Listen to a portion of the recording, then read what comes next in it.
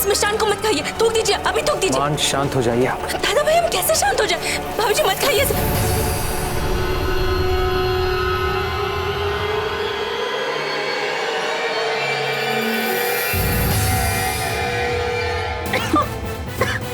अरे आप तुम लोग ऐसे खड़े क्यों? जाइए कोई कुछ कीजिए।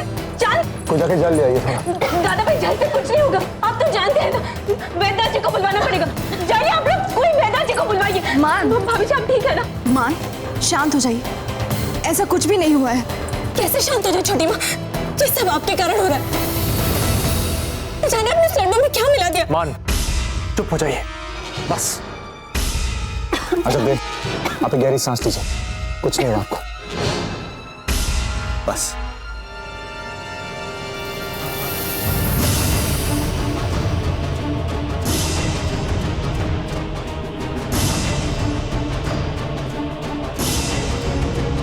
भाभी जी आप ठीक हैं? आपको कोई तकलीफ तो नहीं हो रही? हम ठीक हैं माँ। जिसके कुंवर प्रताप जैसे रक्षक हो, उसे भला क्या हो सकता है ना वीर भाई जी? बिल्कुल सही कहा आपने। जीजा आप भी ना व्यर्थ ही डरा दिया सबको। अब मांगे क्षमा छोटी माँ से, बिना बात उन पे क्रोध। वे तो चित्तौड़ से आए ही हैं भाभी जी को लड्डू खिलाने। हाँ माँ, लड्डू स्वादिष्ट था, बल्कि अधिक स्वादिष्ट था। इसीलिए तो हम स्वयं पर संयम नहीं रख पाए और सबसे बड़ा कौर खा लिया, तो फंसना ही था गले में। मान, माँ चाहे छोटी हो या बड़ी, माँ माँ होती है। आपने बिल्कुल ठीक कहा कुंवर प्रताप। माएँ जब अपने बच्चों की नजर उतारती हैं तो उनकी सारी अलाबला अपने सर ले लेती हैं।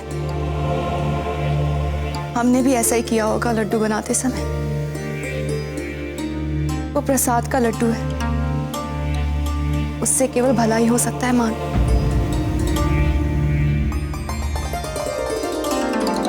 ईश्वर आप दोनों को सुखी वैवाहिक जीवन दे।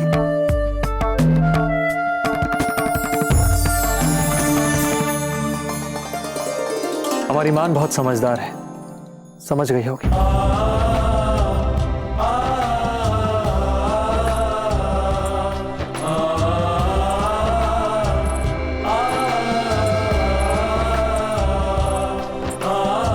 अब हमें आदि शक्ति की पूजा आरंभ करनी चाहिए। आप लोग पूजा आरंभ कीजिए, हम अभी आते हैं।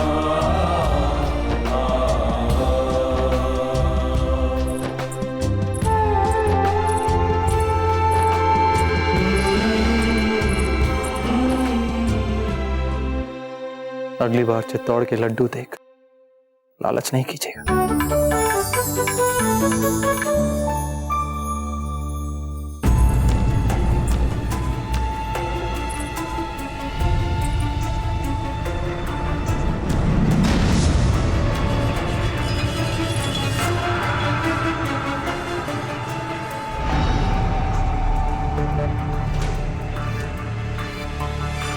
आपको यही सोचकर आश्चर्य हो रहा है ना कि ये चूहा मर गया और अजब के प्राण नहीं लिए इस लड्डू ने? सच कहा आपने छोटी माँ, हमें भी इसी बात का आश्चर्य हो रहा है कि जिस विष ने इस चूहे के प्राण ले लिए, फिर उसने अजब भाभी जी को कैसे छोड़ दिया? क्योंकि हमने खुद देखा था आपको लड्डू में विष मिलाते हुए। ये सच है मान, हमने मिलाया था विष उस लड्डू में, किंतु जो लड्डू अजब्दे ने खाया था उसमें विष नहीं था।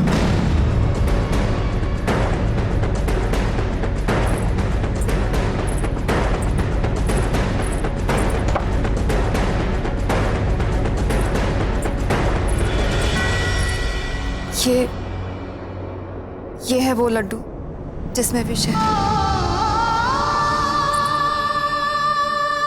छोटी माँ, हमें कुछ समझे नहीं। अगर आपको अजब्दे भाभी जी को विष देना ही नहीं था, फिर आपने क्यों सभी दासियों को कक्ष के बाहर भेजकर चोरी चोरी उस लड्डू में इतना तीव्र विष मिलाया? कुछ समय के लिए आपकी रानी माँ का भूत हम पर सवार हो गया था। वो कहते हैं ना, बुराई के दांत चाहे कितने तीखे हो, किंतु उसे हार तो माननी पड़ती है। हमारे भीतर की बुराई की काली छाया को भी हार माननी पड़ी। नहीं तो कदाचित हमसे भी यह अक्षम्य अपराध हो जाता।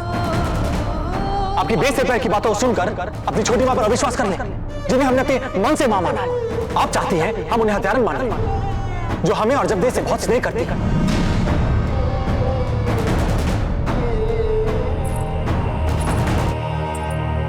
छोटी माँ, हमें क्षमा कर दीजिए। हमारे अतिरिक्त सबने आप पर विश्वास किया, पता नहीं क्यों हम ही आपकी अच्छाई पर अविश्वास कर रहे थे। हमें क्षमा कर दीजिए। मान, आप क्यों क्षमा मांग रही हैं? आपने जो देखा, आपने जो सुना होगा, आप उसके पश्चात हम पर विश्वास कैसे कर सकती थी? हमारा तो स्वयं से ही विश्वास डगमगा गया था। किंतु उस पल बस एक ही बात ने हमारे भीतर की सभी निर्बलताओं को पराजित कर दिया। हमने सोचा कि हम जो ये पाप करने जा रहे हैं, इसका प्रभाव कुंवर प्रताप पे क्या पड़ेगा। और इस एक सोच ने सारी दुविधाओं, सारी कठिनाइयों, सारी निर्बलताओं को जैसे हरा दिया। और हमें समझ में आ गया कि हम क्या चाहते हैं। कुंवर प्रताप और अजब देव सुखी और मंगलमय जीवन व्यतीत करें, और भला हम क्या चाहेंगे मान?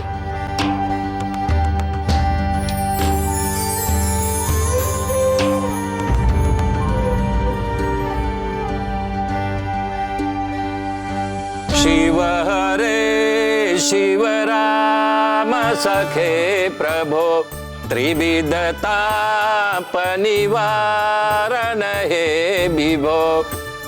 अब आप अपने दाहिने हाथ में इनका दाहिना हाथ रखिए।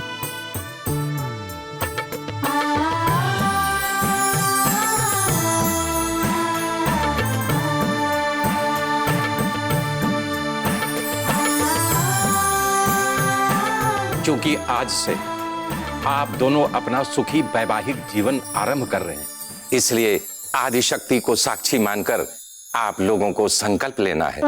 संकल्प लीजिए, कुल की वृद्धि में आप दोनों एक दूसरे का साथ देंगे। कुल की वृद्धि में एक दूसरे का साथ देंगे। संकल्प लीजिए, सुख समृद्धि में आप दोनों एक दूसरे का साथ देंगे। सुख समृद्धि में एक दूसरे का साथ देंगे। संकल्प कीजिए, एक दूसरे की सुरक्षा में एक दूसरे का साथ देंगे।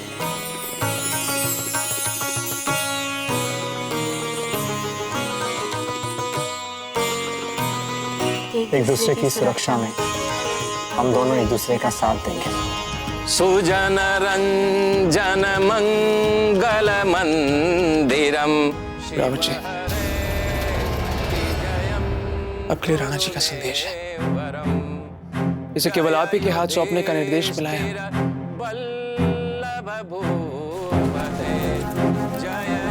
हमें पता चला है कि मुगलों ने कुंवर प्रताप को हानि पहुंचाने के लिए 10 खूंखार योद्धाओं को भेजा है, और वे इस समय मेवाड़ में ही हैं। आप सतर्क रहिए और इस बात का ध्यान रखें कि ये बात कुंवर प्रताप को ना पता चले। रावत जी, यदि कोई चिंता का विषय हो तो आप हम पर विश्वास कर सकते हैं।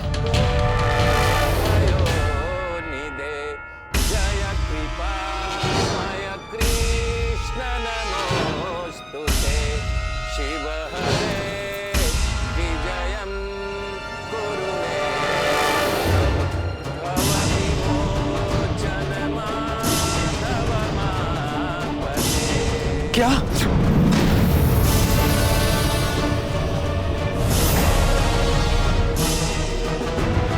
सब ठीक है पंडित जी, आप पूजा चलने दीजिए। जय युधिष्ठिर बल्लभ भूपते अजदिते। हमें भी विश्वास नहीं हुआ था। ध्यान रहे पता। ये बात केवल आप तक ही सीमित रहे और जी राज प्रताप को इसका पता न चलने पाए। क्षमा कीजिएगा रावत जी, हम अभी जाकर पूरी बिचौलिया में अपने सभी प्रशिक्षित सैनिकों को फैला देते हैं। कुंवर प्रताप तो क्या, वो हथियारे उनकी छाया तक को नहीं छू पाएंगे। उन 10 हथियारों को चुन चुन कर मारेंगे हम, एक एक को काट कर रख देंगे। चलते हैं रावत जी। पता, ध्यान रहे, आपको इस महल की सुरक्षा व्यवस्था भी बढ़ानी है। सतर्क रहिए।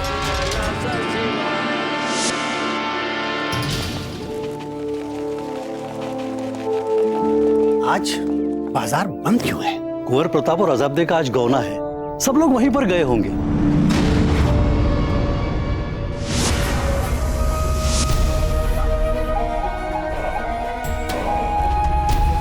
कौन है भाई आप सब?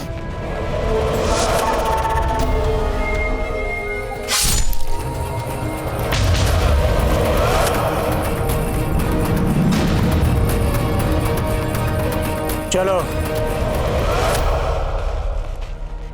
अब आप दोनों आदिशक्ति को प्रणाम कीजिए और फिर अपने बड़ों से आशीर्वाद लीजिए।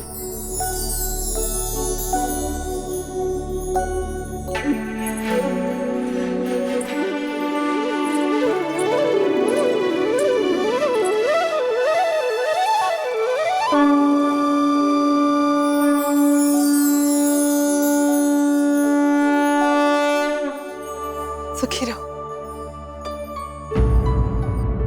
छोटी माँ अब तक नहीं आई।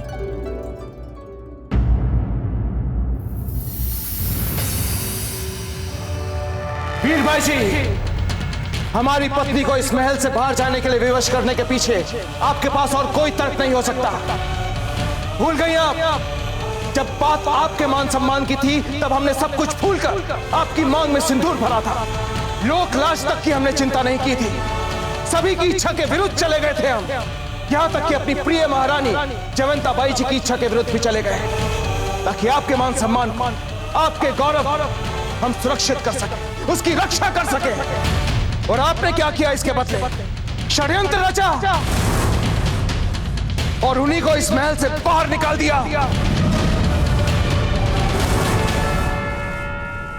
जब कोई आपसे नहीं बात करना चाहता था तो वो जीजा ही थी जिन्होंने आपका साथ दिया था। आपने चित्तौड़ के समस्त राज परिवार के विश्वास को छला है वीर भाई जी। आपके लिए तो हम न्याय प्रक्रिया तक की प्रतीक्षा नहीं कर सकते। इसी समय आपको दंड दिया जाएगा।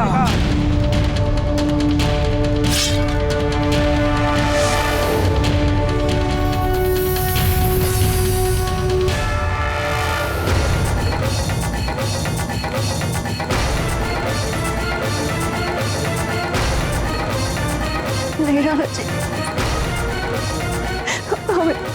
हमें क्षमा कर दीजिए।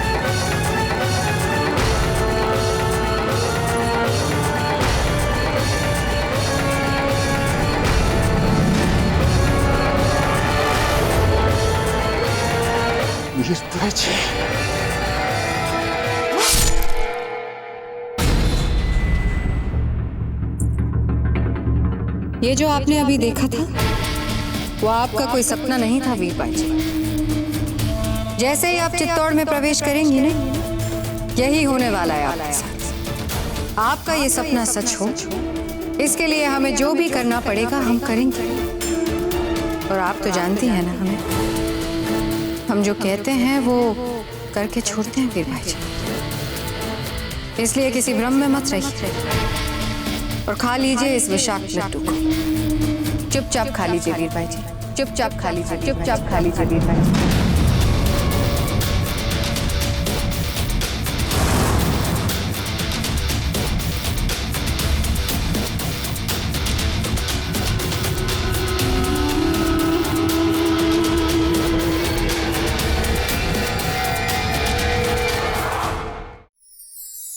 बाबूजीराज, होने के आपको बहुत बहुत बधाइयाँ। अब चकपाई जैसे महापंडित ने हमारी कुंडली बनाई थी तो गौना तो होना ही था। परंतु अजब्दे कहाँ है?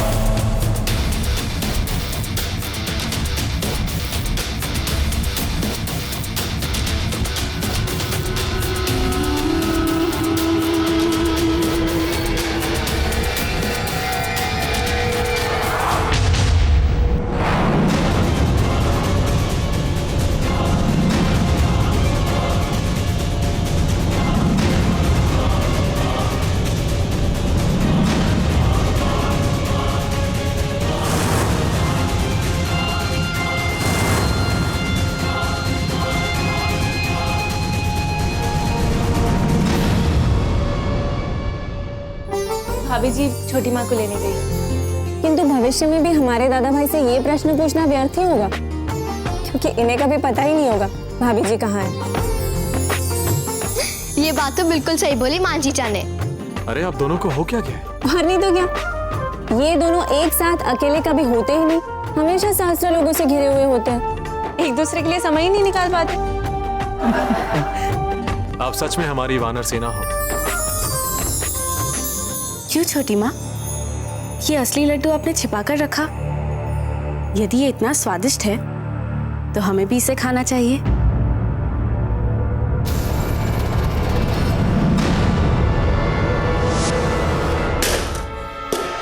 पागल हो गई आप इसे खाने जा रही थी। विषाक्त है ये, विष है इसमें।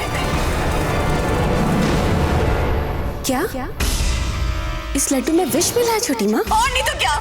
आप जानती थी कि इस लड्डू में विष मिला है और आप इसी लड्डू को खा रही थी। क्यों छोटी माँ?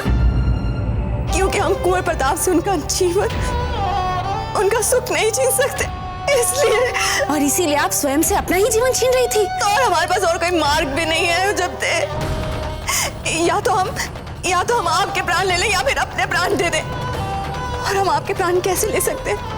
आप कुंवर प्रताप के लिए सब कुछ हैं, उनका सुख, उनका चैन, उनका जीवन। हम ये सब उनसे नहीं छीन सकते।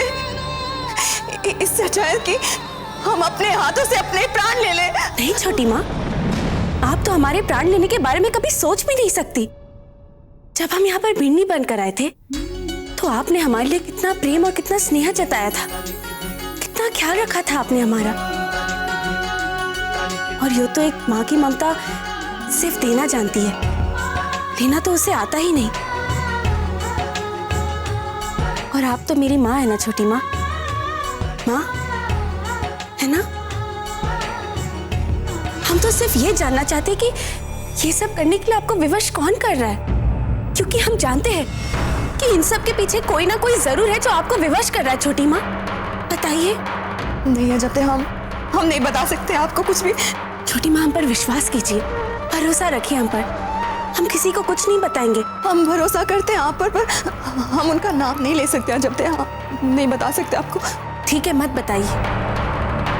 परंतु क्या अगर आपने हमें नाम नहीं बताया तो क्या वे हमारे प्राण लेने का विचार छोड़ देंगे? वो किसी नए माध्यम से हमारे प्राण लेने का प्रयास अवश्य करेगा। छोटी माँ, हमारे नए हत्यारे के मन में शायद आप जैसी करुणा ना हो, आप जैसा प्रेम ना हो हमारे लिए, कुंवर प्रताप के लिए आप जैसी ममता ना हो। नहीं नहीं नहीं, हम ऐसा नहीं होने देंगे। हम धीर भाई जी की इच्छा कभी।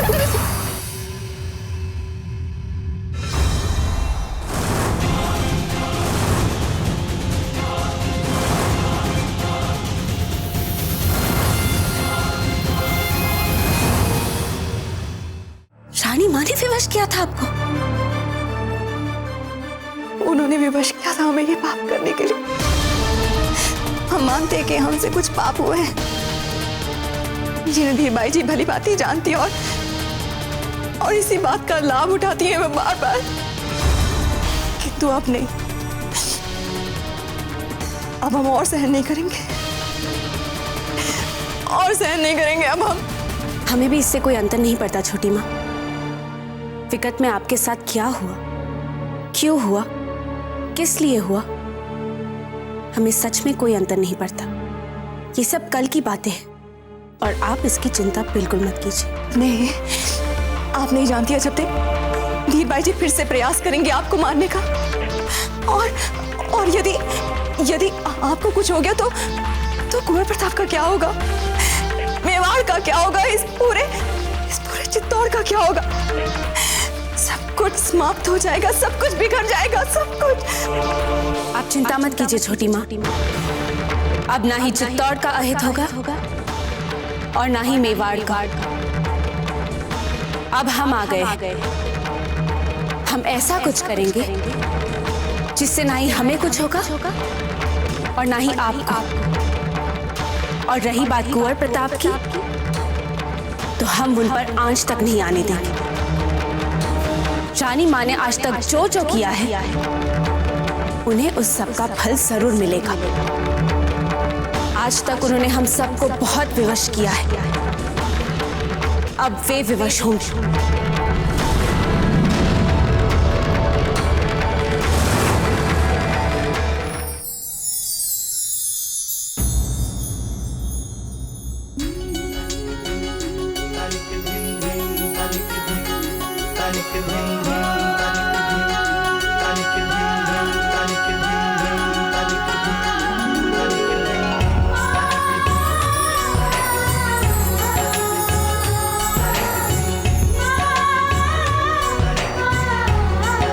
आयुष्मान भव।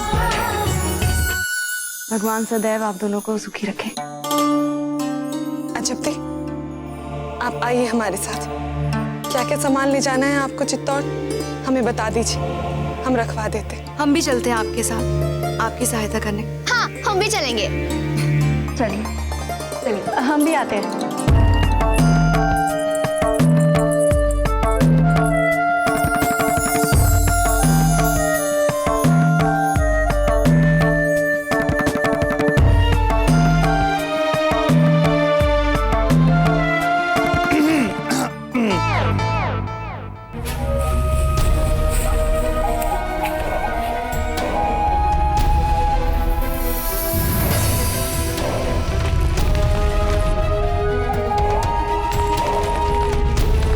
लगता है इन लोगों को हमारे बिजौलिया आने की सूचना पहले से ही मिल चुकी है। अब हमें अपना पहला मंसूबा तर्क कर दूसरा मंसूबा बनाना पड़ेगा, क्योंकि इस बड़ी हिफाजत को भेद कर नहीं पहुंच सकते हम प्रताप तक।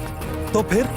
तो जाओ पता लगाओ कि आखिर वहां चल क्या रहा है। बाबूजीराज, वैसे अभी अभी मन में एक विचार कौन था, क्यों ना आप और अजब देव भाई साहब बिजोले के हट मंडी होकर आए, इससे आप दोनों को एक साथ रहने का सुख भी मिल जाएगा। बाबूजीराज, समझ रहे हैं ना हम क्या कह रहे हैं? अब नवविवाहित को ऐसे ही अपने लिए समय चुराना पड़ता है, अब सभी को ऐसे ही करना पड़ता है। निश्चित रूप से यह विचार सौभाग्यवती का होना चाहिए। अब इससे अंतर क्या पड़ता है बाबूजीराज, ये बताइए विचार कैसा है? वैसे विचार बुरा नहीं है हाट मंडी जाने का। बाबूजीराज, आपको इसी समय चित्तौड़ के लिए निकलना होगा। अभी?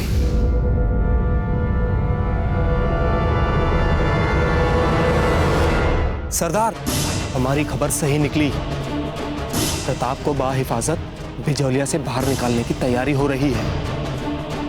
तो हम भी उनके निकलते ही हमला बोल देंगे। आप सभी हर पल सतर्क रहना, और कोई भी ऐसी संशयात्मक चीज दिखे तो हमें तुरंत सूचित कीजिएगा।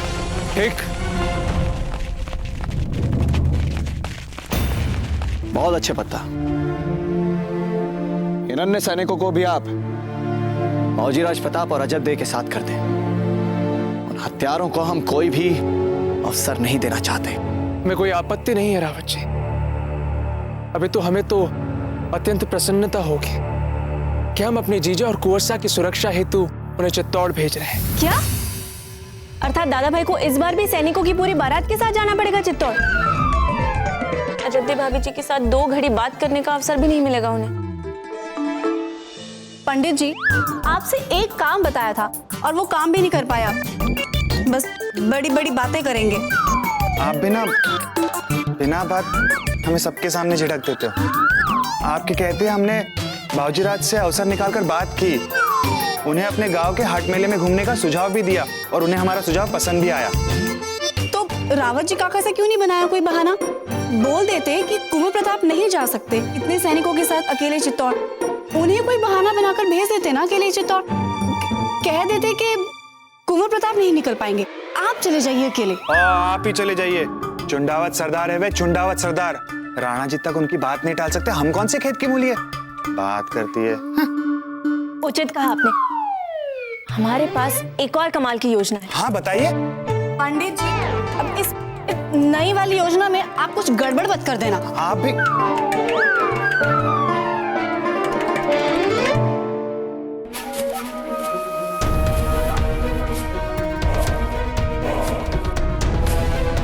जब तक प्रताप का काफिला महल से रवाना नहीं हो जाता, हमें उस पर सख्त नजर रखनी है, क्योंकि जब वो इतने पुख्ता हिफाजती इंतजामात कर रहे हैं तो क्या पता उनके काफिले से हमें कोई हैरानी करने वाली बात मिल जाए। क्या आप मेवाड़ के राजकुमार बनना चाहते हैं? भाऊजीराज, बस एक दिन के लिए इतनी सी अर्ज मान लीजिए ना, पंडित प्रसन्न हो जाएंगे। क्या आप मेवाड़ की कुंवर रानी बनना चाहती है? हाँ जब्दे, बस केवल एक दिन के लिए। आपको लगता है हम इस योग्य नहीं है ना? नहीं सौभाग्यवती, आप तो हमारी सबसे प्रिय सखी है ना। आपने हमारे हर दुख में हमारा साथ दिया है, तो फिर आप इतनी छोटी सी बात के लिए हमारी मित्रता पे प्रश्न चिन्ह तो मत लगाइए। तो बस ठीक है, आज से चित्तौड़ तक पहुंचने के लिए हम होंगी मेवाड़ की कुंवर रानी, ठीक है? बाबूजीराज, आप तो ऐसे घबरा गए जैसे हम आपसे मेवाड़ का राज सिंहासन मांग रहे हैं। मांग कर तो देखिए चक्रपाणी मिश्र, वो भी आपका हो जाएगा। नहीं बाबूजीराज, मतलब आप तो चलिए ठीक है, कोई बात नहीं, परंतु ये बात आप बाहर किसी से मत कहिएगा। चक्रपाणी मिश्र, आप हमारे सबसे प्रिय मित्र हैं, इसलिए हमने आपसे कहा, अन्यथा किसी और को तो हम मेवाड़ की धरती का एक कण भी नहीं देंगे। तो इसका अर्थ ये हुआ कि एक दिन के लिए हम राजकुमार की भूमिका निभा सकते हैं, ठीक? अवश्य। ये रहे आपके बस, इन्हें पहनेंगी आप। परंतु सौभाग्यवती, आप ये सब कर क्यों रही है? क्योंकि हम चाहते हैं आप और कुंवर प्रताप कम से कम कुछ समय इन सुरक्षा घेरों और सेवक सेविकाओं की भीड़ से अलग अकेले में व्यतीत करें, किसी भी साधारण विवाहित जोड़ी की भांति। और ये तभी संभव हो सकता है जब आप दोनों किसी साधारण नागरिक की भांति भेष बदल के बाहर निकले, ताकि ना कोई आपको देख पाए, ना जान पाए और ना ही आप पर ध्यान दे पाए। इसीलिए विचार तो उत्तम आपका पंडित जी, पर अवश्य ये विचार आपको नहीं सूझा है और ना ही ये विचार सौभाग्यवती का प्रतीत होता है। फिर बताइए ना, किसकी सोच है ये? बोलिए बोलिए। भाऊजीराज, आपके आपकी बहनों को कम समझते हैं? बहुत ही समझदार है वो, ऐसे ऐसे विचारों की खाने वो दोनों। अम्मा गड़ी हुकुम, रावत जी चाहते हैं कि आप शीघ्र अतिशीघ्र चित्तौड़ के लिए प्रस्थान करें। अरे बाप रे, अब मर गए। हम तो आपको पंडित जी बना देंगे, हम कुंवर प्रताप कब बनेंगे? चल से चल करना पड़ेगा।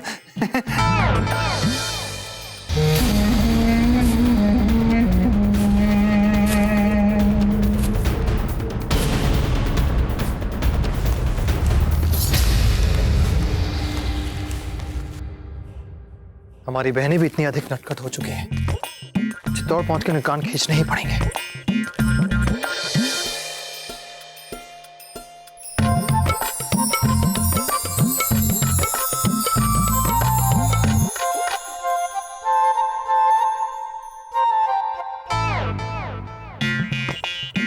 अच्छा थे, देखा, नहीं बनी बात। क्यों, क्या हुआ? आपने तो हमें इस बदले हुए भेष के उपरांत भी पहचान लिया। इसका मतलब ये बदला हुआ भेष बिल्कुल काम नहीं कर रहा। कितना हंसेंगे रावत जी और माँ, हम अभी अपने वस्त्र बदल कर आते हैं।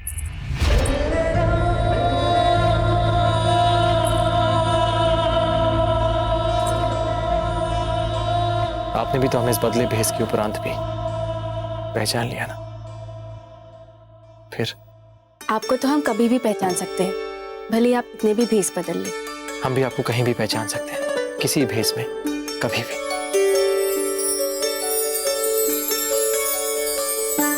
जल्दी चलिए, नहीं तो हमारे मित्रों और बहनों को दुख होगा।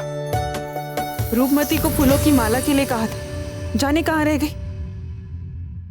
आप घबरा क्यों रही हैं? चलिए।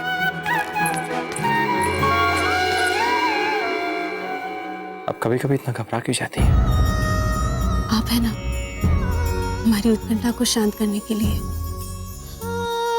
तुम ही तो हो, बस तुम ही तो हो। मैं ही तो हूँ, बस मैं ही तो हूँ, पास तुम्हारे मैं ही तो हूँ, साथ तुम्हारे मैं ही तो हूँ। देखो, अजब देखा कोई भी सामान छूटना नहीं चाहिए, सारा सामान ठीक से रखवा देना, समझ गई? चलिए। आप दोनों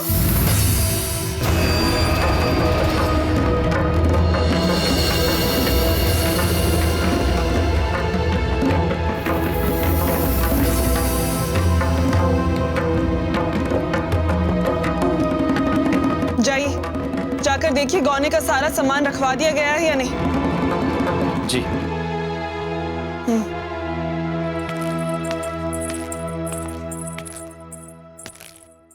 जब हमें ऐसे बदले हुए भेष में इतनी समस्या हो रही है, तो फिर सौभाग्यवती और चक्रपाणी को कितनी समस्या हो रही होगी। आप हमारी बहनों को कम मत समझिए, ऐसे ऐसे विचारों की खान है वे। चलिए। बाईजीलाल की जय, बाईजीलाल की जय, बाईजीलाल की जय, बाईजीलाल की जय, बाईजीलाल की जय, बाईजीलाल की जय, बाईजीलाल की अम्बकड़ी, बाईजीलाल की जय, बाईजीलाल की जय, बाईजीलाल की जय, बाईजीलाल की जय, बाईजीलाल की जय, बाईजीलाल की जय, बाईजीलाल की जय, बाईजीलाल की जय। केवल सिर हिलाने से काम नहीं चलेगा, खम्मा घड़ी का उत्तर देना पड़ेगा। खम्मा गनी, घणी घणी खम्मा। चलो। चेतक, बस केवल आज बिठा लो इन्हें अपनी पीठ पे, फिर कभी दादा भाई के अतिरिक्त किसी और को बिठाने के लिए नहीं बोलेंगे। मान जाइए ना चेतक, ये भी उनके ही मित्र हैं। चेतक मान जाइए। हाँ चेतक। चेतक मान जाइए। रावत जी पधार रहे हैं। हाँ। हे भगवान, इस अड़ियल चेतक के कारण पूरी योजना पे पानी फिर जाएगा। चल चेतक। जैसे ही हमारा काफिला चित्तौड़ की सीमा में प्रवेश करेगा, हम तत्काल अपने सैनिकों से कहकर चित्तौड़ की सीमाएं बंद करवा देंगे। और यदि उन हत्यारों ने फिर भी हमारी सेना में प्रवेश करने का दुस्साहस किया, वो एक लिंग जी की सौगंध हम उनके टुकड़े टुकड़े करके रख देंगे। चेता तो दादा भाई के अतिरिक्त किसी को बैठने ही नहीं देगा अपनी पीठ पे, इसलिए ऐसा करते हैं, हम अश्व बदल देते हैं। हाँ वही करते हैं। आप वहां जाकर स्थिति संभालिए, हम दूसरे श्वेत अश्व का प्रबंध कर आपको मार्ग में मिलते हैं, ठीक है?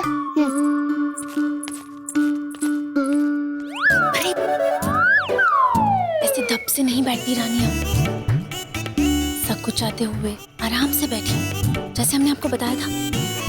सब देख रहे हैं ना आपको। हे भगवान, प्रतिदिन ये सब कैसे करती हैं जब देख।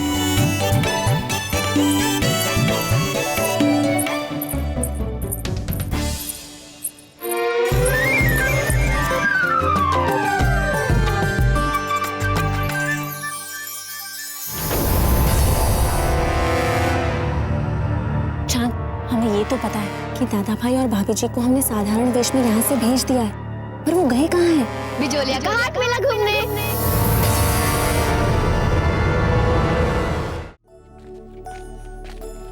घबराइए मत, यहाँ कोई नहीं बचाएगा आपको। अरे ये बात तो हम जानते हैं ना, तो क्या हम थोड़ा सा भी ना घबराए, जरा भी ध्यान ना रखें?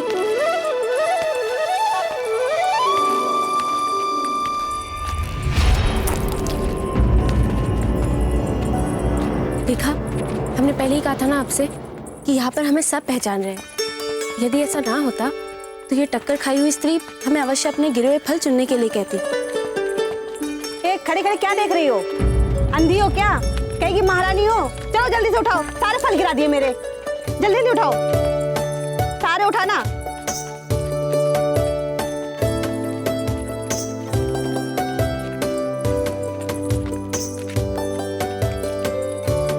पंडित जी, जरा चूड़ियां दिलवा देंगे हमें? बहुत अच्छी अच्छी चूड़ियां मिल रही है यहाँ पर। चूड़ियां क्या, आप कहें तो सारा हाट मेला खरीदते। भूलिए मत कि आप एक साधारण ब्राह्मण हैं, कहीं के राजकुमार नहीं। हाट मेला कैसे खरीदेंगे आप? परंतु हाँ, चूड़ियां अवश्य दिला सकते हैं। आइए। खबर पुख्ता है? हाँ सरदार, मैंने अपने कानों से सुना है कि वो दोनों पंडित के भेष में गांव के बाजार में गए हैं और उनकी जगह कोई और गया है चित्तौड़ काफिले में। तो फिर फौरन गांव के बाजार में चलकर अपने दुश्मन का काम तमाम करते हैं।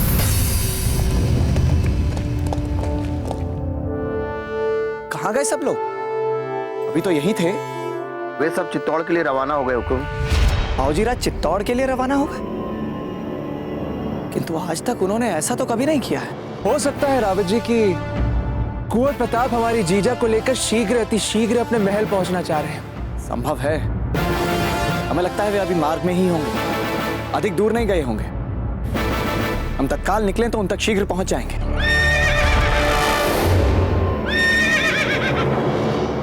चेतक के हिनहिनाने की आवाज?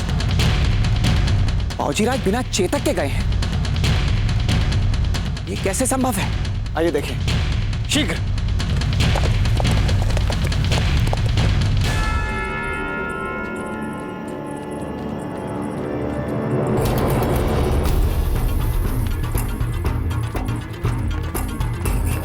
हो रहा हमारा शिकार।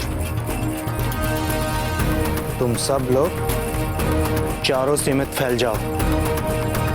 हम सब उस पर इकट्ठा होकर नहीं, अलग अलग जगह से वार करेंगे ताकि कम से कम लोगों को पता चले। जाओ। कैसी लगी ये चूड़ियां?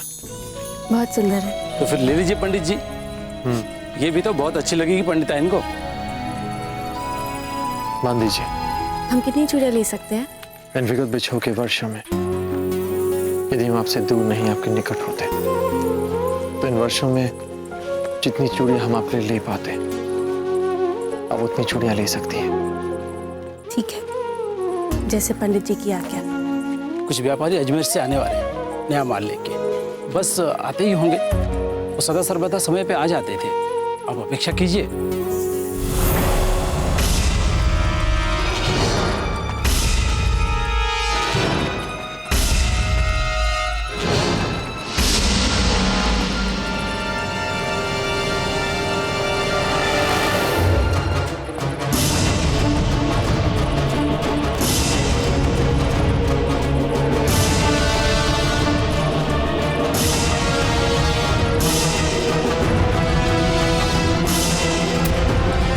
कितने व्यापारी आने वाले हैं अजमेर से? लगभग 10। क्यों, क्या हुआ? नहीं, कुछ नहीं। चूड़ियां देखिए ना कितनी अच्छी हैं। इतने वर्षों के बाद अजब देखो थोड़ा सुख मिला है। अब इन हत्यारों के बारे में बताकर क्यों दुखी करें इन्हें?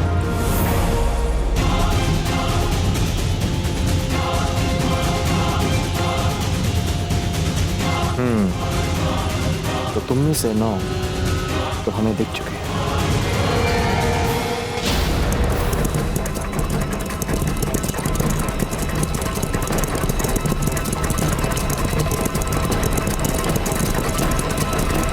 बाबूजीराज, कुंवर प्रताप! बाबूजीराज! बाबूजीराज, आप अपने चेतक को क्यों नहीं लेकर आए अपने साथ?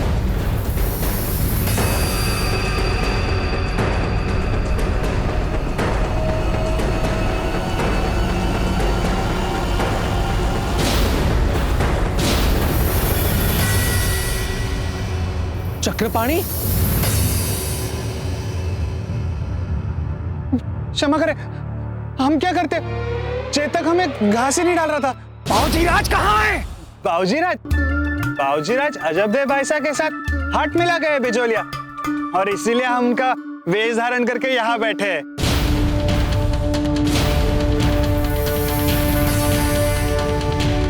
आइए, वहां और अच्छी चूड़ियां मिल रही, आइए।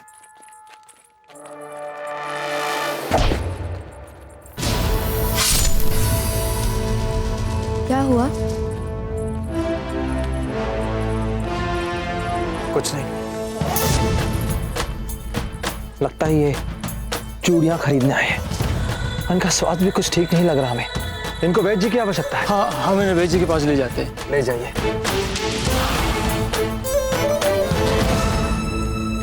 आप चलिए ना, हम अभी आते हैं।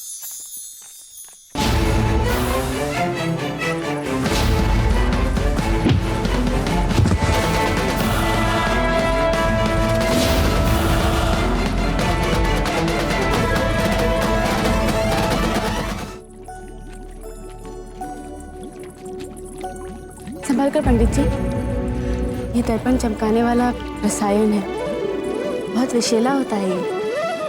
बहुत बहुत धन्यवाद पंडित आया। अरे, इसमें धन्यवाद देने की क्या आवश्यकता है? बस यूं ही मन किया।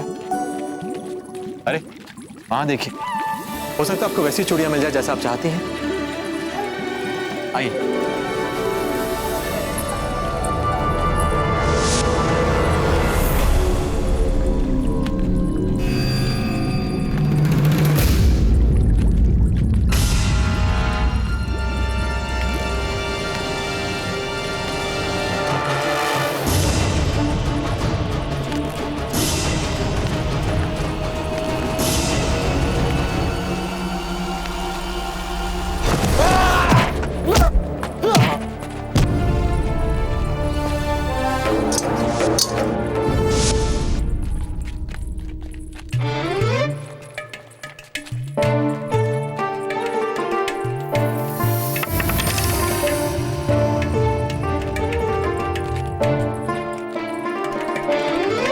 क्षमा करे रावत जी, क्षमा करे।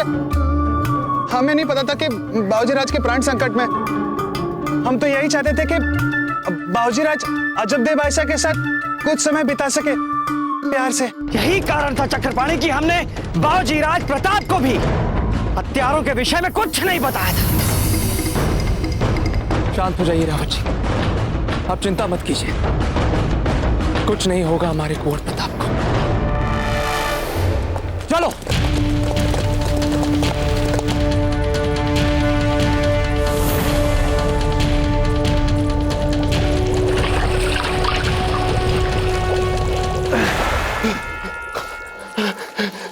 कुछ ही देर में यह विषैला रसायन अपना असर दिखाना आरंभ करेगा और तुम्हें सीधे मृत्यु लोक पहुंचा देगा।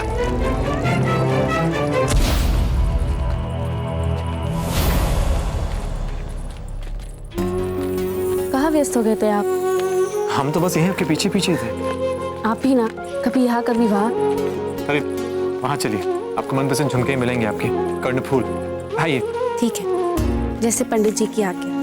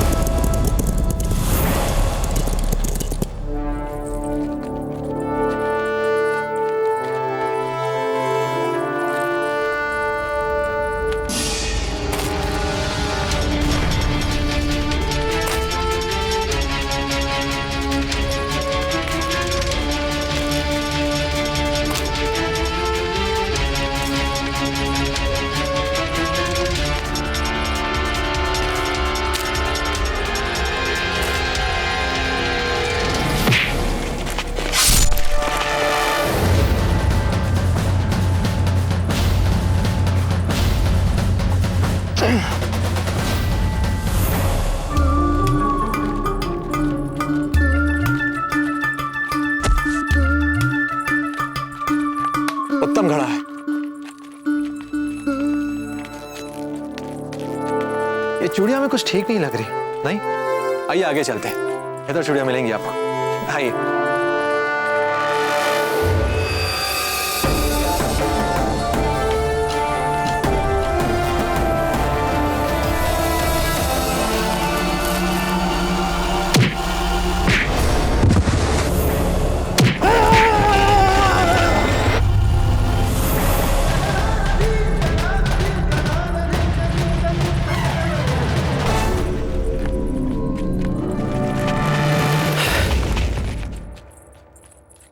हमारा विचार है कि हमें शीघ्र अलग अलग दिशाओं में जाकर बाबूजीराज को खोजना चाहिए। चक्रपाणी, आप इस ओर देखिए और पत्ता आप उस ओर जाएं।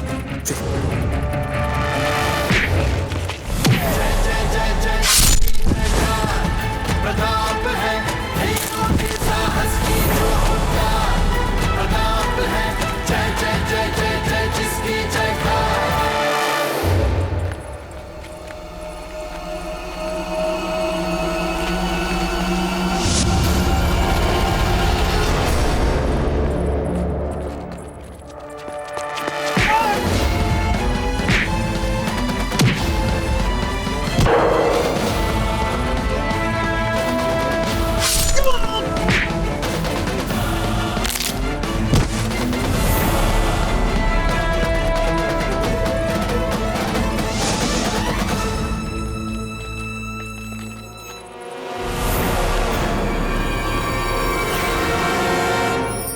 हम यहाँ हैं।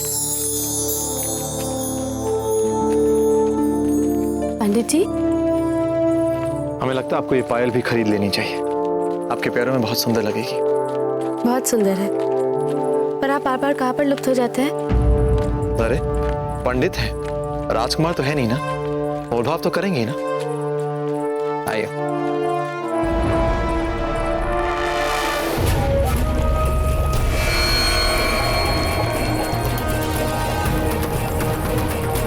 तुम्हारी मौत अभी यहाँ जिंदा खड़ी है प्रताप। तुम्हें हमसे अब कोई नहीं बचा सकता।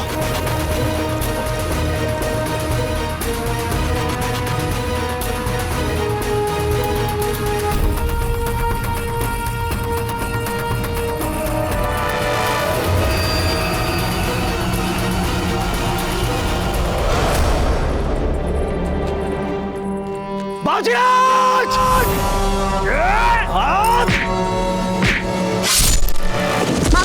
राज जी!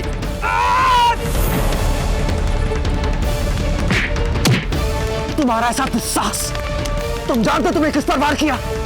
हमारे पिता पे, हमारे गुरु पे, हमारे रक्षक पे, हमारे सब कुछ, हमारे मित्र पे।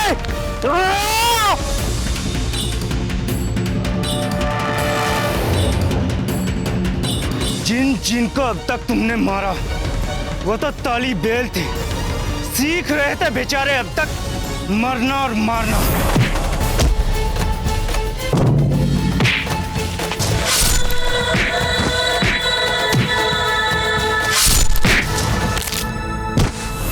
खुश मत हो जाना प्रताप, अल्लाह के फजल से हम मारेंगे अब तुम्हें।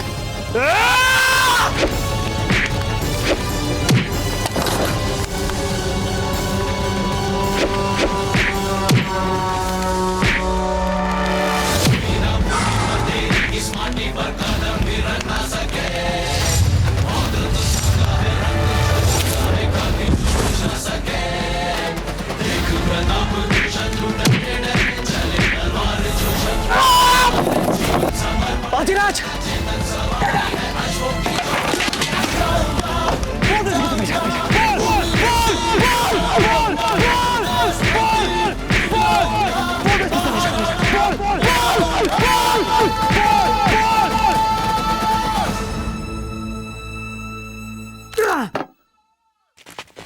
बाजीराज!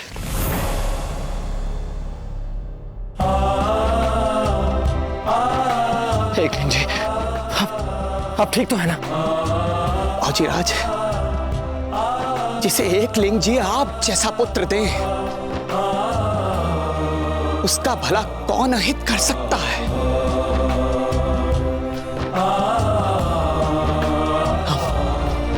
हम ठीक हैं, हम ठीक हैं बाजीराज। तो बाबूजीराज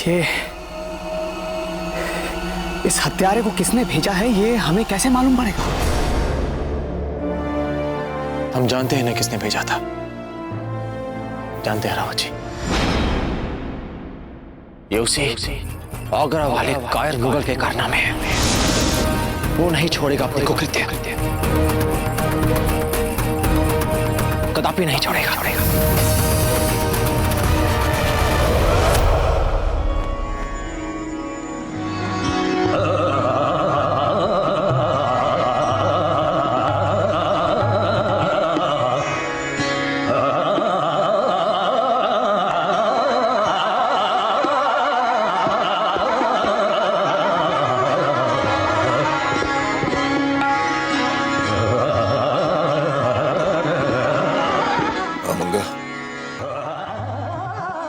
जब से शहंशाह को पता चला है कि पीर मोहम्मद हकीम खान से हाथ मिलाने में नाकाम हो गया है, हमारी जय तो एक ही लम्हे में तुम्हारे 2000 टुकड़े कर देगी।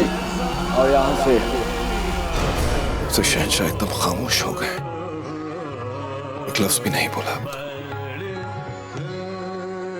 क्या लगता है तुम्हें? तूफान के आने से पहले की खामोशी मालूम पड़ती है। हमें भी यही लगता है। या अल्लाह, हम सबको जलालुद्दीन मोहम्मद अकबर के जलाल से महफूज रखना मेरे परवरदिगार।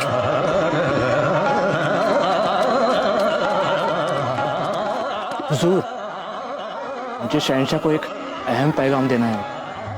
नहीं,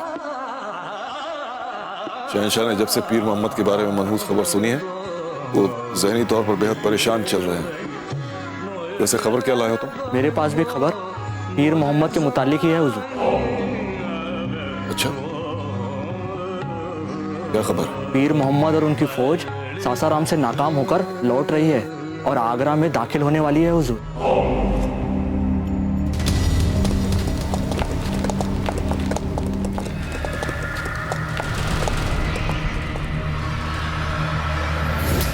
शहंशाह तक ये मनहूस खबर पहुंचाने की जिम्मेदारी भी हमें ही उठानी पड़ेगी।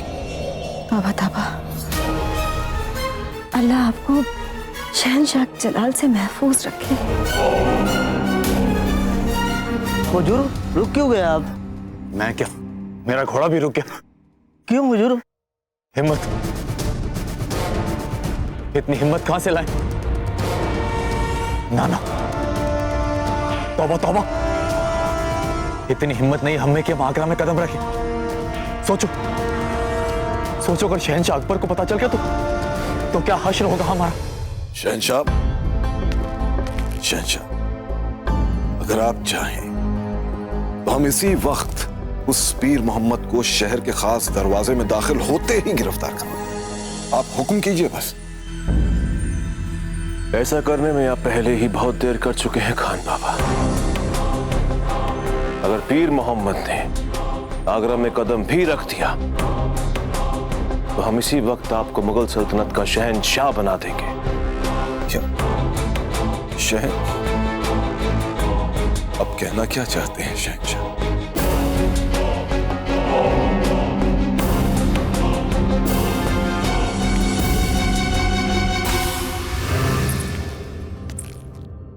अरे, आप दोनों मुंह लटकाए खड़ी क्यों हैं?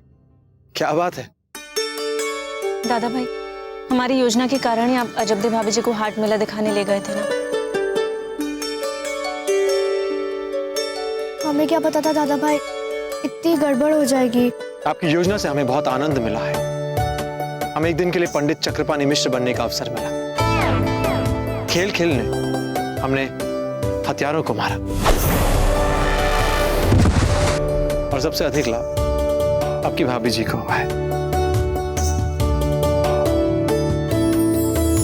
ये देखिए, सभी को हुआ ना लाभ।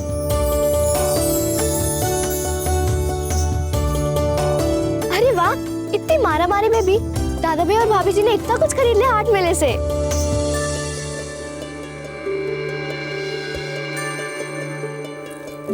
अब आप अब जाइए, पालकी में बैठिए, हम अभी आते हैं।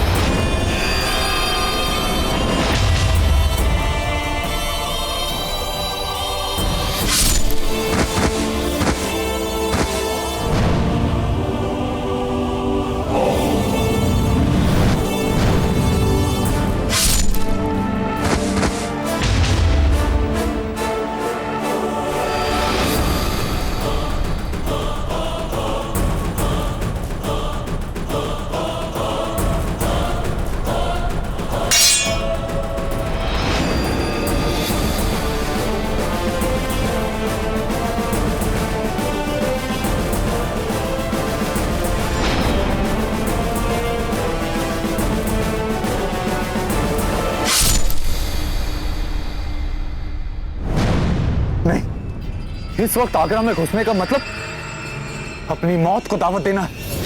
अल्लाह मियां की नेमत है जिंदगी, और हमें हमारी जिंदगी बहुत प्यारी है।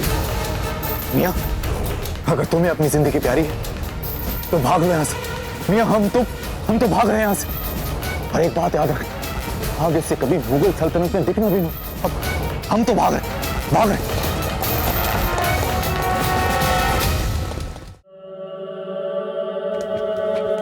क्या खबर लाया था वो यार खान बाबा? अच्छा, वो यही ना कि पीर मोहम्मद आगरा के दरवाजे तक भी नहीं आया, बाहर से ही भाग गया। जी खान बाबा ऐसे शागिर्द हैं आपके? आपने तो बड़ी तारीफ की थी हमारे सामने उसकी, बड़ी सिफारिशें की थी या नहीं? आप एक पकड़ दीजिए हमें, हम खुद पकड़ के लाएंगे उसे आपके सामने। पर क्या आप ऐसा कर पाएंगे बहरम खान? आप कहना क्या चाहती हैं? हमारे कहने का मतलब ये है कि वो शागिर्द है आपका पीर मोहम्मद, और उस्ताद और शागिर्द के बीच वो मोहब्बत, खुलूस और क्या कहते हैं, एतमाद, आपसी एतमाद का रिश्ता बन ही जाता है। तो क्या ऐसे में आप उसके साथ सख्ती से पेश आ पाएंगे बहरम खान? खान बाबा,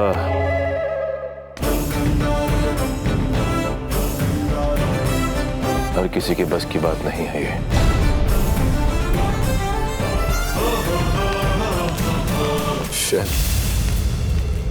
गलत नहीं कहा शहंशाह ने।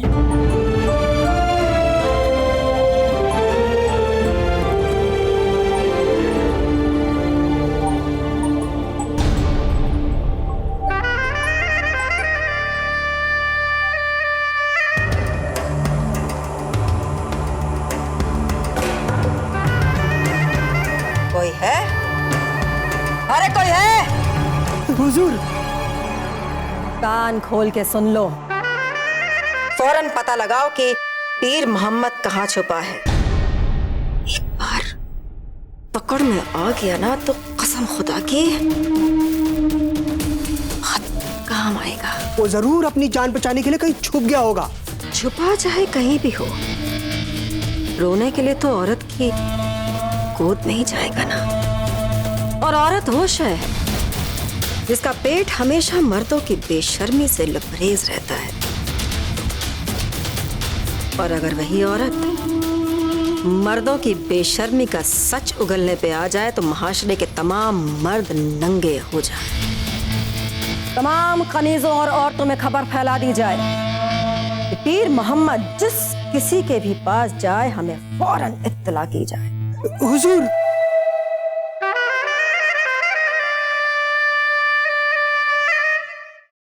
अजब दे, अगर आपका मन नहीं भरा हो तो इसलिए चले हाट मेले में। आपको क्या हमारा मन पत्थर का लगता है? हमारे पीठ पीछे आप जीवन और मृत्यु का खेल खेल रहे थे और आपने हमें भनक तक नहीं लगने दी। अगर आपको कुछ हो जाता तो हम क्या करते? अजब दे, इतने वर्षों से आपने केवल दुख ही दुख देखा है, और इतने वर्षों के बाद जब आपको खुलकर हंसने का अवसर मिला, जो मुस्कान इतनी कठिनाइयों के बाद आपके मुख पे आई, हम नहीं चाहते थे कि वो किसी चिंता या तनाव में डूब जाए। इसलिए हम चाहते थे कि आप हर चिंता, दुख, तनाव से मुक्त होकर आप हंसे, खिलखिलाएं, मेला देखें, चूड़ियां देखें, हाट देखें। बस आपकी खुशी चाहते थे हम। बस इस चेहरे पर, इस मुख पे एक हंसी देखना चाहते थे। बस हमारा उद्देश्य इतना ही था। ऐसे ही कुछ वचन लिए थे ना हमने अग्नि के सामने। तुम ही तो हो, बस तुम ही तो हो, धरा गगन में तुम ही तो हो।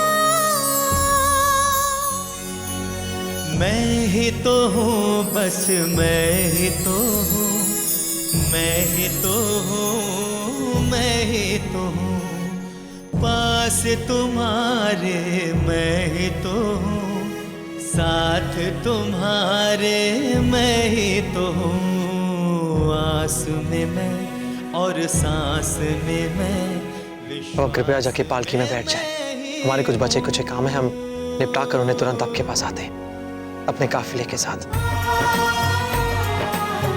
जाइए।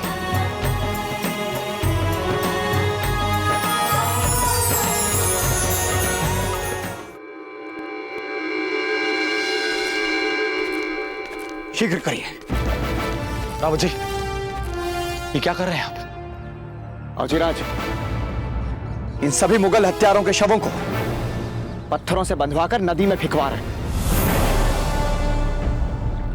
नहीं रावत जी, माना कि ये दुर्दांत हथियार थे, किंतु हम तो ऐसे नहीं है। ये हमारी परंपरा नहीं है। इनके पार्थिव शवों के साथ हम ऐसे अमानवीय और असभ्य कैसे हो सकते हैं?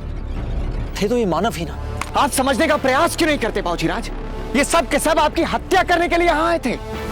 तो किया तो नहीं ना रावत जी? रावत जी ये मर चुके हैं। राजपूत निहत्तों पर वार नहीं करते। फिर ये तो शव है, शव। मरने के बाद कैसा अपना कैसा पराया। हम तो शत्रु तक के शवों को सम्मान सहित अंतिम संस्कार करने के लिए विख्यात है ना। रावत जी, हम चाहते हैं कि धर्मानुसार पूरे सम्मान सहित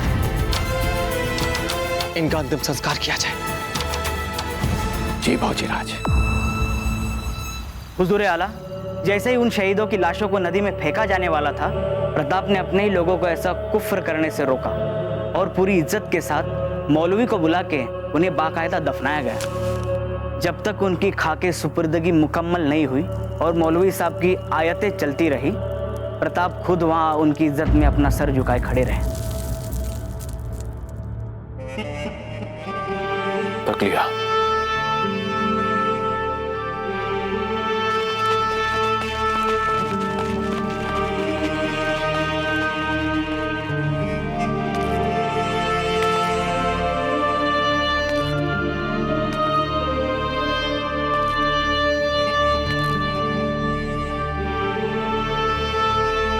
हुजूर आला, जैसे ही उन शहीदों की लाशों को नदी में फेंका जाने वाला था, प्रताप ने अपने ही लोगों को ऐसा कुफ्र करने से रोका और पूरी इज्जत के साथ मौलवी को बुला के उन्हें बाकायदा दफनाया गया।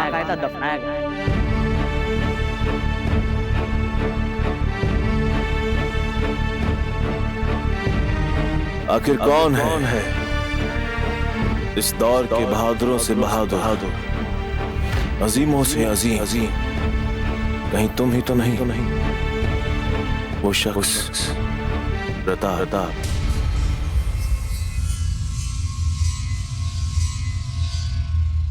शहंशाह, एक बहुत बड़े फकीर हैं, पहाड़ों में रहते हैं। आलिम फाजिल लोग कहते हैं कि उनका कहा पत्थर की लकीर साबित होता है। हमारा मशवरा है कि आप एक दफा जाकर उनसे मिलकर आइए, हमारा दिल कहता है कि वो जरूर आप पर अपनी नजर इनायत करेंगे और मुस्तकबिल के लिए सही रास्ता बताएंगे।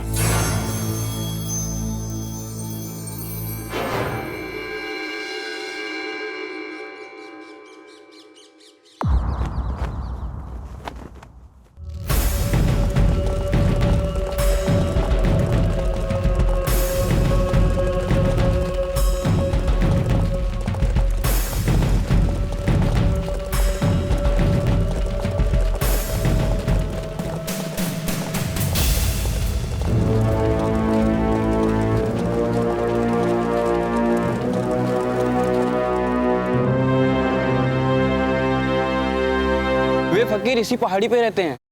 उनके दीदार के लिए हमें तो अब नंगे पांव जाना होगा हुजूर।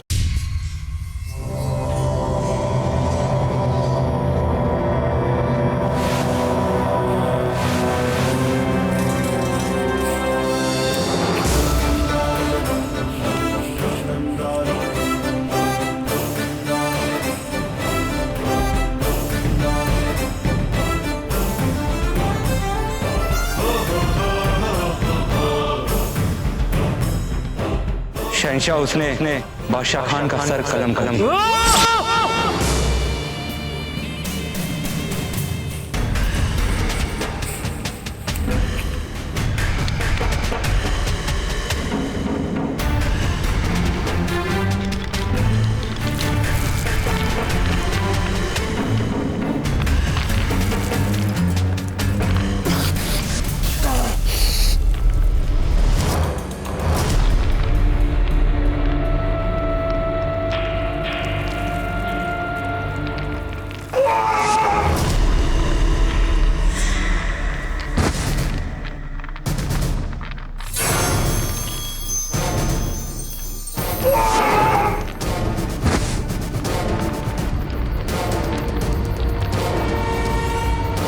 हुजूर, इस खड़ी पहाड़ी चढ़ाई को चढ़ पाना नामुमकिन सा लग रहा है। अगर हुक्म हो तो वापस लौट चलते यहाँ से हुजूर। नामुमकिन? अब हम उस फकीर के दीदार किए बिना वापस नहीं लौटेंगे, नहीं लौटेंगे हम वापस।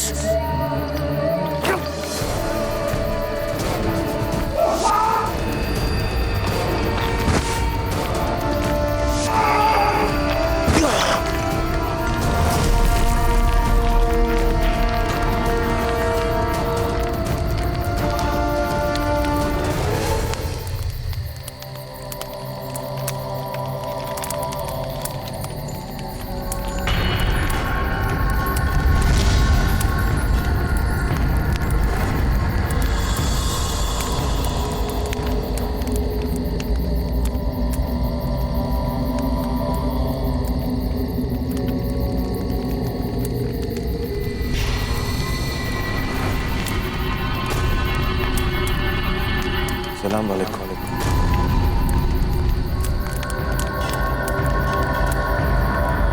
हुजूर, अगर आपकी इजाजत हो तो क्या मैं आपके सामने बैठने की गुस्ताखी कर सकता हूँ?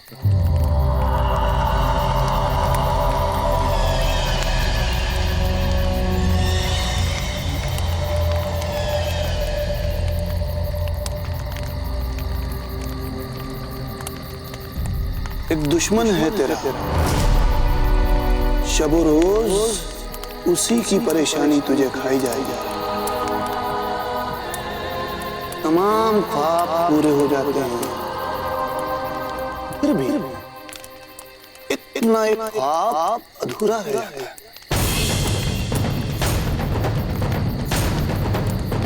आप जानते हैं मैं कौन?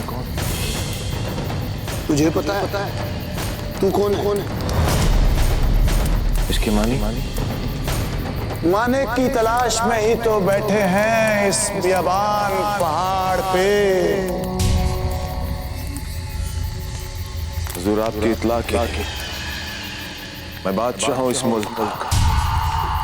बादशाह है तू? फिर क्यों भीख मांगने आया है इस फकीर के पास? बादशाह है तू महलों का, लेकिन देख इधर आते आते देख तू खुद को भिखारी बन चुका है।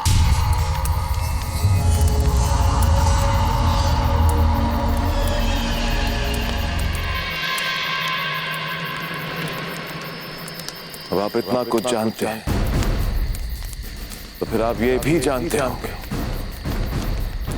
कि मेरा दुश्मन प्रताप है और मेरा ख्वाब है कि उसके चित्तौड़ पर मेरा परचम लहराए।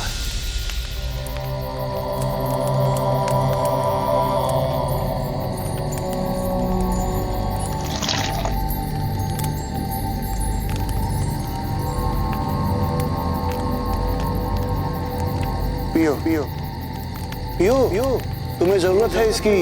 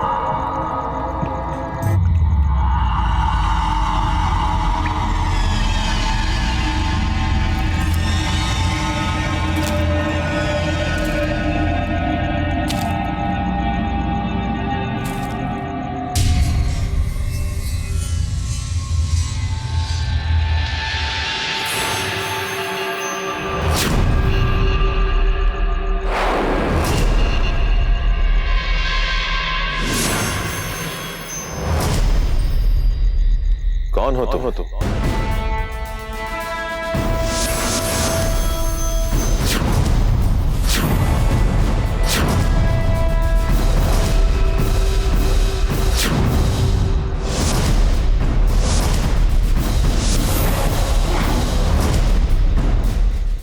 तुम्हारी प्रतीक्षा कर रहे थे। तो फिर इंतजार किस बात का?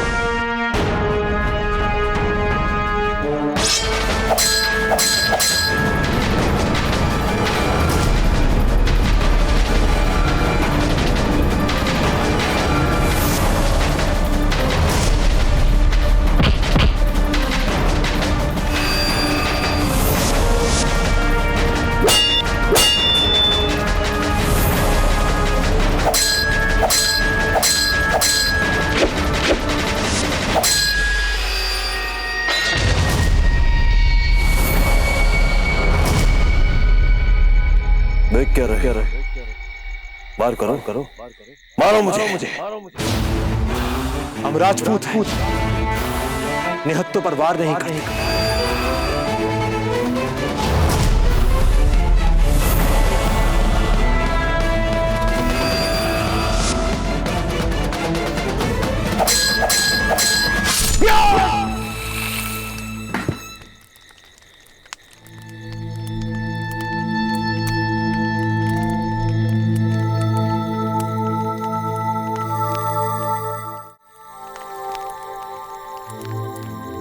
पहले क्या देखा तुमने?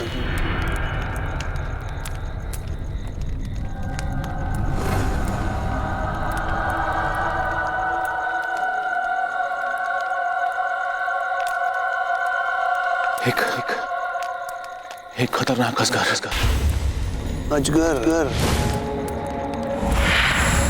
ये अजगर तुम्हारे उन तमाम फौजों की नुमाइंदगी कर रहा था जो तुम्हारे खिलाफ है या होंगी?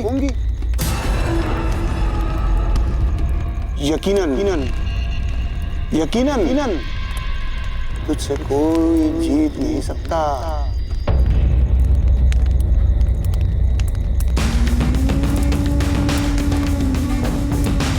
और वो खातून? अब औरतों के मुतल्लिक हम फकीर क्या जाने, हम तो अल्लाह वाले हैं। वक्त के साथ साथ तो खुद जान जाएगा कि औरत क्या शय।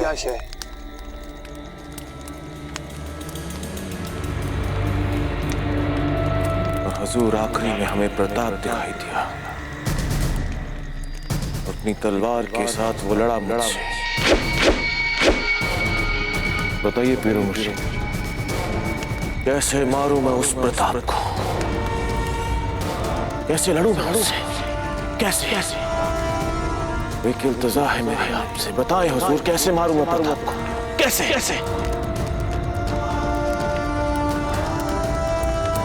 मैं सो नहीं पाता। रात भर मुझे नींद नहीं आती। पूरी दुनिया पर फतेह कर चुका हूं मैं, पूरी दुनिया पर। ये प्रताप रात भर मुझे परेशान करता है, रात भर। मेरे ख्वाबों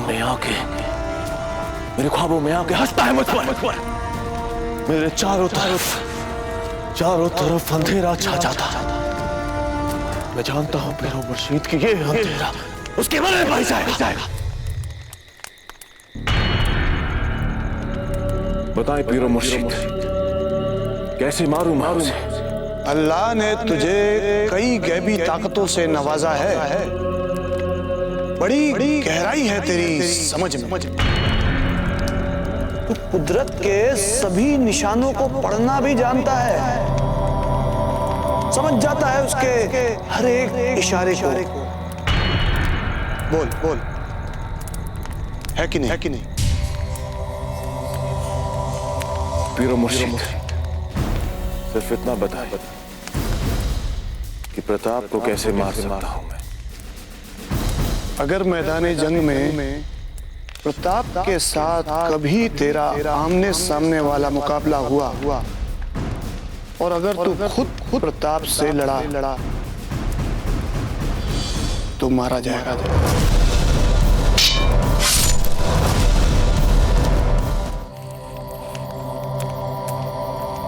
सिर्फ इतना बता कि प्रताप को कैसे मार सकता हूं मैं। सुन, अगर मैदान जंग में प्रताप के साथ कभी तेरा आमने सामने वाला मुकाबला हुआ और अगर तू खुद प्रताप से लड़ा तो मारा जाएगा। इतनी मुश्किलात का सामना करने के बाद मैं ये कुफ्र सुनने नहीं आया। नादान मत बन। यहाँ तू वो नहीं सुन सकता जो तू सुनना चाहता है। यहाँ हम वही बोलते हैं जो हमसे वो बुलवाता है।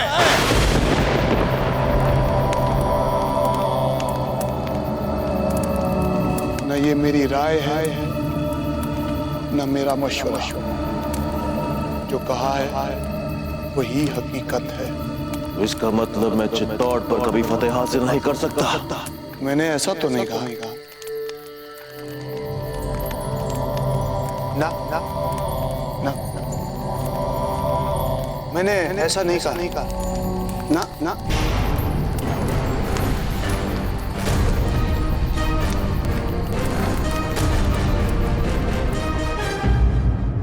महल के कोने कोने में फूल सजाओ, एक भी कोना नहीं छूटना चाहिए। जहाँ भी दृष्टि जाए फूल ही फूल हो। ऐसी साज सज्जा करो कि राणा जी प्रसन्न हो जाए। महारानी साहब, हुक्म हो तो हमसे सजा दे इन फूलों से। कैसी मूर्खतापूर्ण बातें कर रही हो। कुंवर प्रताप अपनी बिंदनी को लेकर आए हैं, उनकी सेज तो हम ही सजाएंगे।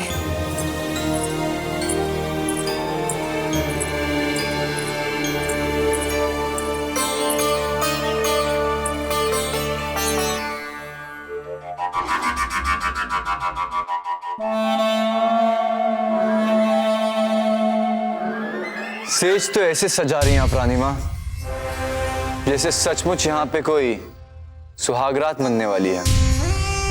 वैसे भाभी जी को ऊपर पहुंचाने की तो पूरी तैयारी कर ली होगी ना आपने। कुंवर जगमाल,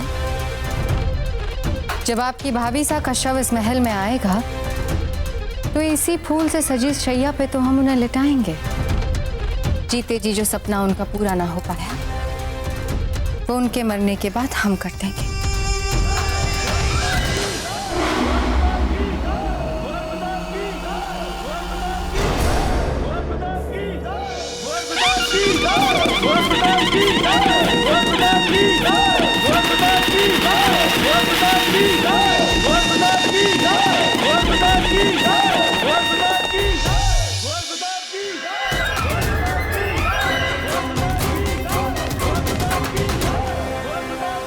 क्या हुआ रानी माँ, कहीं फिर से तो आपकी बाईं आंख नहीं फड़क रही?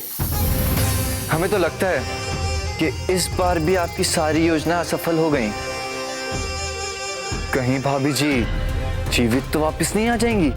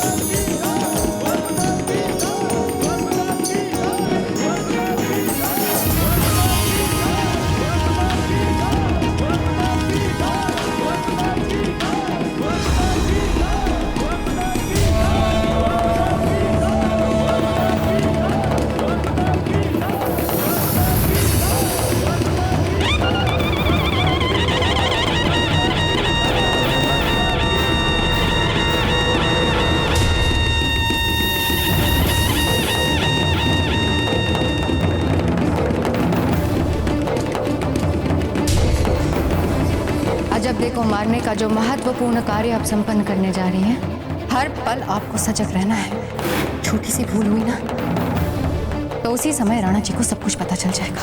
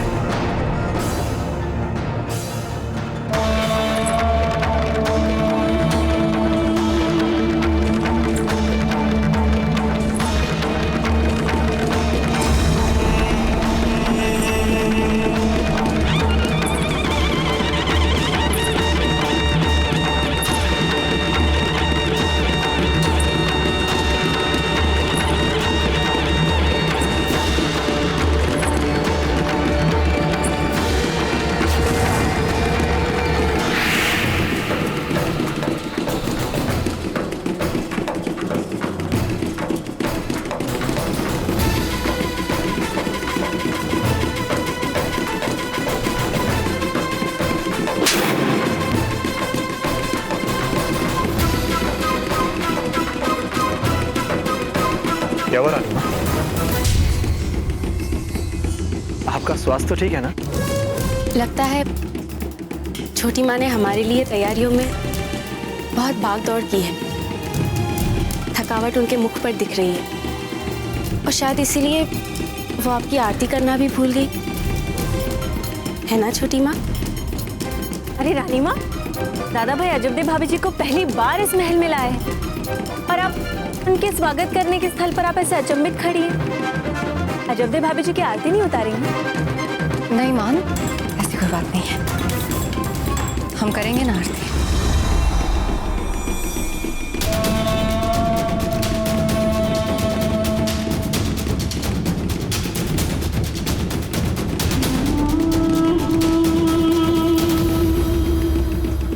वैसे भाभी जी, छोटी माँ को अब कोई छोटी माँ नहीं बुलाता, अब ये यहाँ रानी माँ बन गई। परंतु हमारे लिए तो ये हमेशा छोटी माँ ही रहेगी। जब हम इन्हें पहली बार मिले थे तभी हमने इन्हें छोटी माँ ही कहा था। आपको बुरा तो नहीं लगेगा ना छोटी माँ? नहीं अजबदे, आपकी किसी भी बात का हमें बुरा नहीं लग सकता। आई, माँ का आशीर्वाद लें।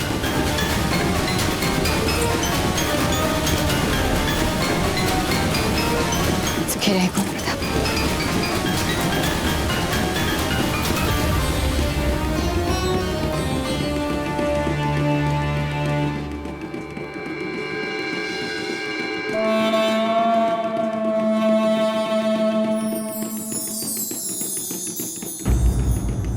छोटी माँ, जब तक आप हमें सौभाग्यवती भव का आशीर्वाद नहीं दे देती, हम आपके चरणों से नहीं उठने वाले।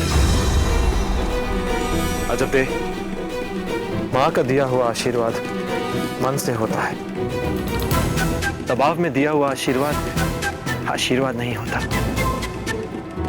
कोई बात नहीं कुंवर प्रताप, अजबदे हैं, इन्हें इनके अनुसार आशीर्वाद मिलेगा।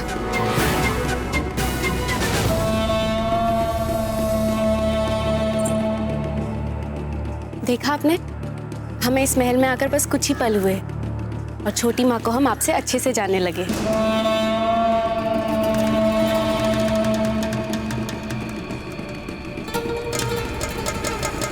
आप रचिराज कहाँ है? सब कुशल मंगल तो है ना? जी कुंवर प्रताप, कोई आवश्यक कार्य से व्यस्त है वे। औजिराज, हम देख कर आते हैं राणा जी को। जी रावत जी।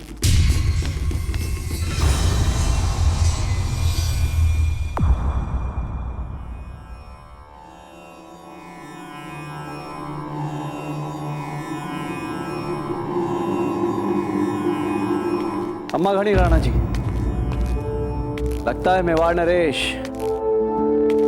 अपने पुत्र और बींदनी को भूल चित्तौड़ के दुर्ग में डूबे हुए हैं। रावत जी, आशा करते हैं कि आपकी यात्रा निष्कंटक रही होगी।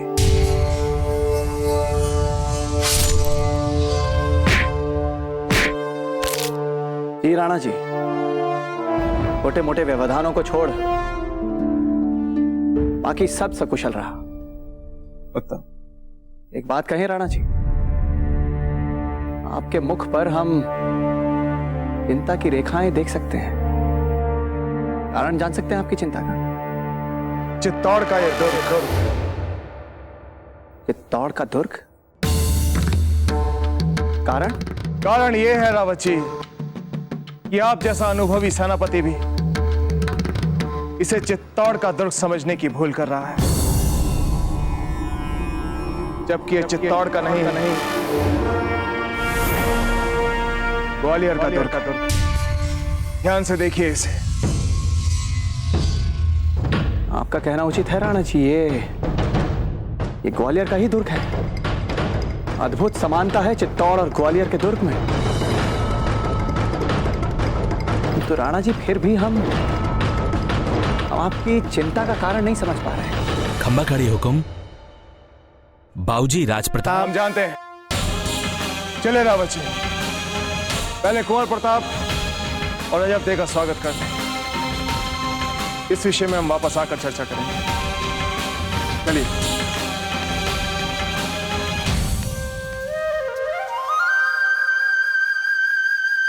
हमने सुना है इसी मंदिर के पास आप दोनों के बीच पहली बार बातचीत हुई थी माला बनाते हुए।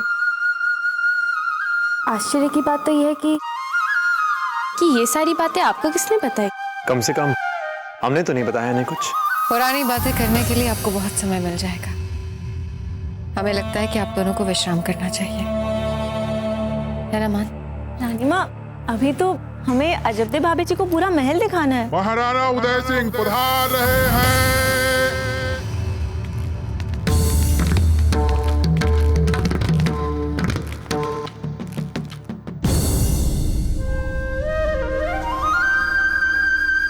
अखंड सौभाग्यवती भव।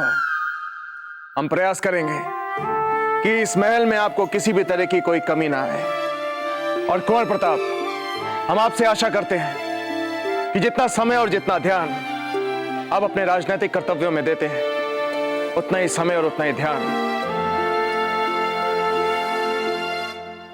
आप अपने व्यक्तिगत कर्तव्यों में देंगे, क्योंकि दोनों ही कर्तव्यों में सही संतुलन बना रहना चाहिए। जी तजीराज, अति उत्तम। चलिए रावत जी। तजीराज, हम भी आ रहे हैं आपके साथ। कुंवर प्रताप, अभी अभी उन्हें आपको क्या समझाया? तजीराज, आपके सुझाव में संतुलन का शब्द था। आपके मुख पे हमें चिंता दिख रही है। उसे मिटाने के लिए अगर हम योगदान ना दें, फिर भी संतुलन बिगड़ेगा ना। हम सहमत हैं इनके इस विचार से। सुन रही हैं धीरभाई जी? कैसे संभालेंगे आप इन दोनों को? और संभल के रहना पड़ेगा आपको इस नई युवा शक्ति से। आप चिंता ना करें राणा जी, हम संभाल लेंगे दोनों को। बहुत अच्छे। चलिए कुंवर प्रताप।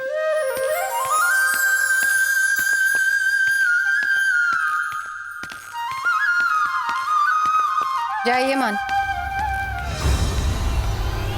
अपनी भाभी जी को सारा महल दिखा दीजिए। तब तक हम वीरबाई जी के साथ एक आवश्यक कार्य समाप्त करते हैं।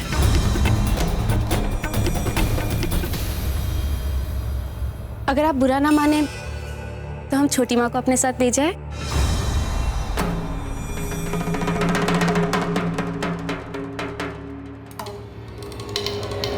अवश्य जब तक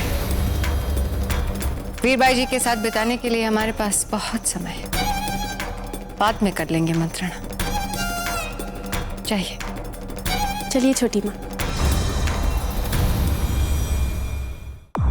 होशियार, खबरदार, निगाहे निगू, सल्तनत मुगलिया, बादशाह हिंद, शहंशाह जलालुद्दीन मोहम्मद अकबर तशरीफ ला रहे हैं।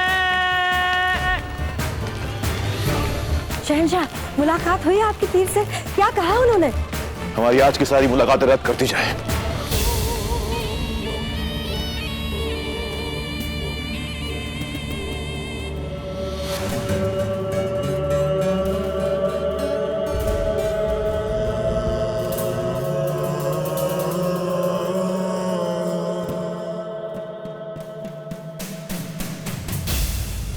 शहंशाह, कोई है?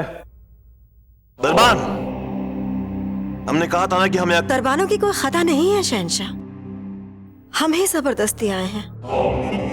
जब तक हमें मालूम नहीं पड़ेगा कि पीर ने क्या कहा है, हमें सुकून हासिल नहीं होगा। इसलिए बराए मेहरबानी बताइए शहंशाह।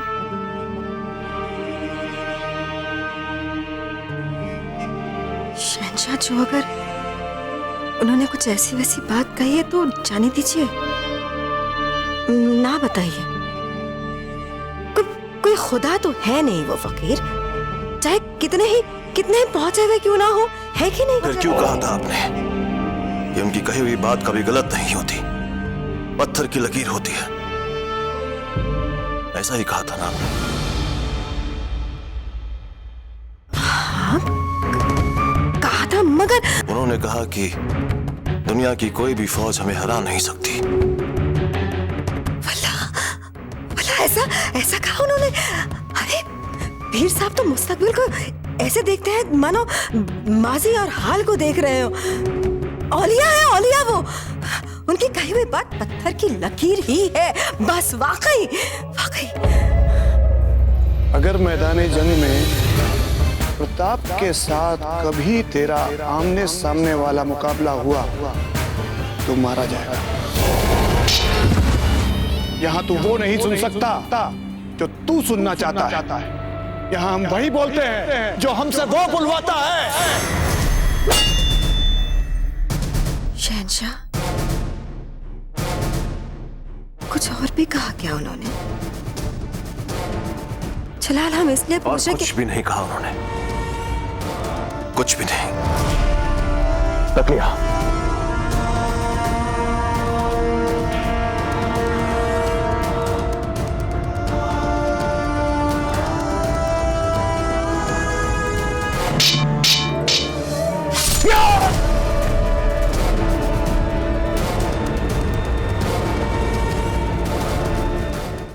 क्या मुगलों ने ग्वालियर पर अधिकार कर लिया है?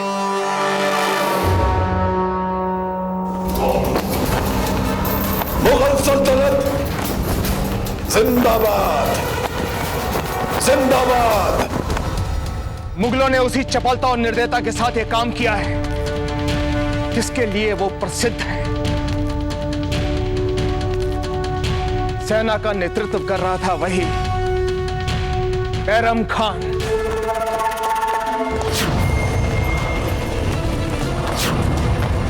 उसने भीषण रक्तपात के बाद ग्वालियर नरेश को आत्मसमर्पण के लिए विवश किया है।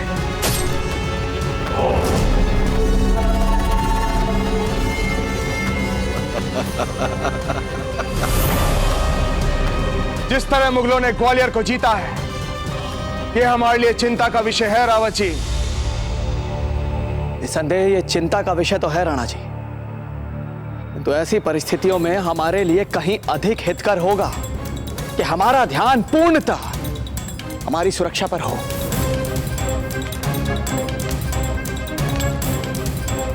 नहीं रावत जी, हम दज्जाज की बातों को समझते हैं। ग्वालियर और चित्तौड़ दुर्ग की संरचना एक दूसरे से बहुत समान है, इतनी समान कि इसलिए यदि मुगलों ने ग्वालियर दुर्ग पर अधिकार कर लिया है तो इसका अर्थ यह हुआ कि उनको चित्तौड़ के समान अभेद्य ऊंचाई वाले दुर्ग को जीतने का अनुभव मिल चुका है। राजीराज, उनका अगला लक्ष्य चित्तौड़ ही होगा।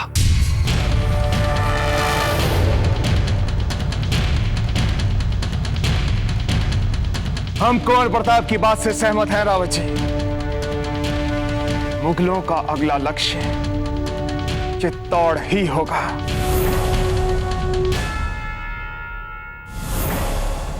मुगल चाहे जितना अनुभव प्राप्त कर लें, अपनी सेना चाहे जितनी विशाल कर लें, प्रशिक्षित कर लें, जब तक हम यहां हैं चित्तौड़ दुर्ग में पांव रखने का स्वप्न भी नहीं देख पाएगी वे। खम्मा खड़ी राणा जी, द्वार पे आपसे मिलने के लिए एक अतिथि आए हैं। अतिथि कौन है? हाकिम खान सुर, वो सासाराम से आए हैं। हमसे दोस्ती करके आपको अफसोस नहीं होगा। आपके और हमारे बीच मित्रता कभी नहीं हो सकती। फौजीराज ने इस हाकिम खान की मित्रता का प्रस्ताव ठुकरा दिया था। कहीं इस बात से क्रोधित होकर ही तो वो यहां नहीं आया है। और वैसे भी इनकी मंशा का कोई भरोसा नहीं होता है।